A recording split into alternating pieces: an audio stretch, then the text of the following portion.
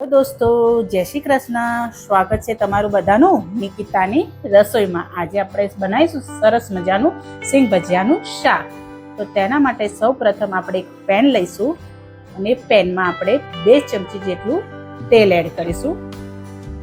તેલને આપણે સારી રીતે ગરમ થવા દઈશું.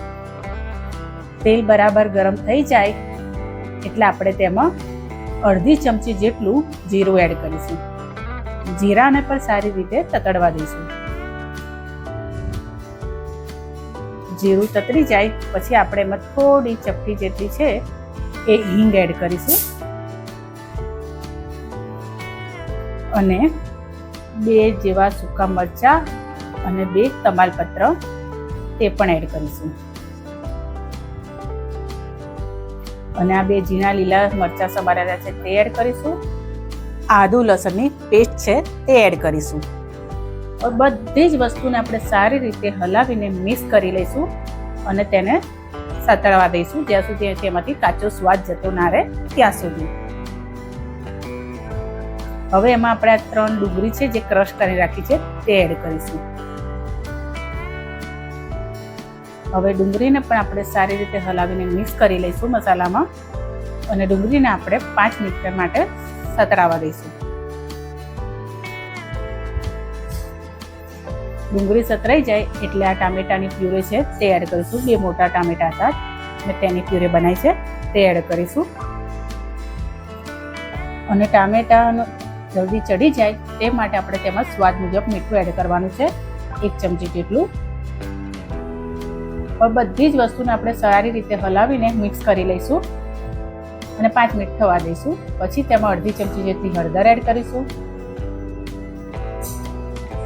1.5 ચમચી જેટલું આપણે તેમાં કાશ્મીરી લાલ મરચું છે તે એડ કરીશું. તમે તમારા સ્વાદ મુજબ વધારે કે ઓછું મરચું અંદર એડ કરી શકો છો, જે પ્રમાણે તીખું ખાતા હોય એ પ્રમાણે. હવે તેમાં આપણે 2 ચમચી જેટલું ધાણા જીરું પાવડર છે તે એડ કરીશું.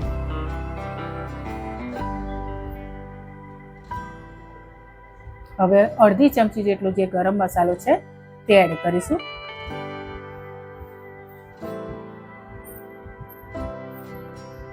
હવે બધી જ વસ્તુને આપણે સારી રીતે મિક્સ કરી દઈશું. હલાવીને સારી રીતે મિક્સ કરીને એને બીજું 5 મિનિટ જેવું થવા દઈશું. બધો મસાલો અંદર સારી રીતે ચડી જાય ત્યાં સુધી.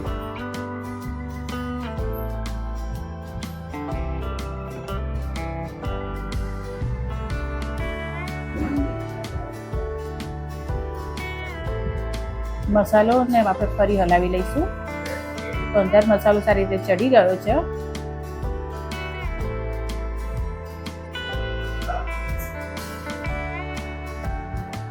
હવે આની અંદર આપણે અડધો ગ્લાસ જેટલો પાણી એડ કરીશું. અડધો ગ્લાસ કે 1 વાટકી તમે એડ કરીશું તમારે જોઈએ એ પ્રમાણે. હવે તેને ઢાંકીને 7-1 મિનિટ થવા દઈશું. તો આપણે ખોલીને જોયું છે, અંદર થઈ ગયું છે.